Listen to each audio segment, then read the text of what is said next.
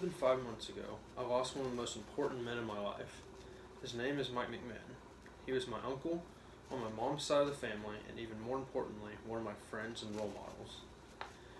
Today I'd like to share a little bit about his life and how he impacted mine as an uncle and a friend. Mike McMahon was the husband of my mom's sister and the father of my cousin Dane.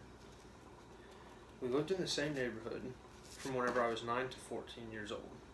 Me and Dane are the same age, so we would play together almost every day, and I would get to see Mike and my aunt every time we hung out.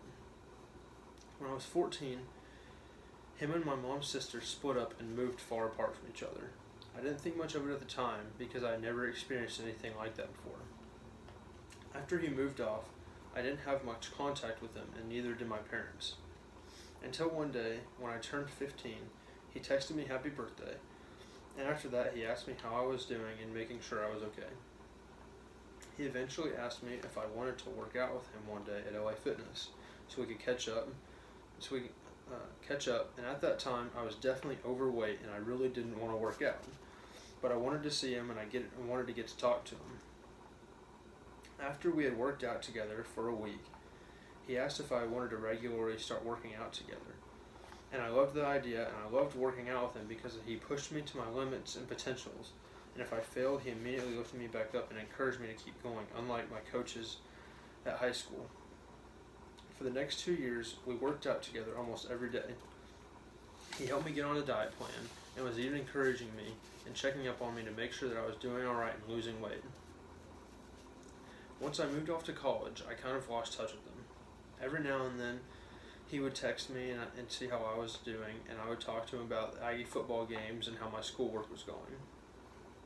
I noticed that I had distanced myself from him, not on purpose, but just not thinking about calling or texting him. So fast forward to the summer before my junior year of college. Mike would come to my family's company sometimes to catch up and say hi, but this past time that he showed up, he was at the office and we were talking with him for about 4 hours. He told us that he had to move to a new place because his roommate wasn't good at his old place, and that he didn't like his job and that his life was getting kind of rough. At this time, my mom and dad had not really talked to him for 3 to 4 years. And after he came to talk to us, they reestablished their relationship with him. We helped him move into a new place and got him settled with everything he needed and wanted. And when we were about to leave, I remember that he asked me and my dad if we could get a picture together. I didn't think much of it at the time, but I sure am glad we took it. The school year started. I moved back here to College Station.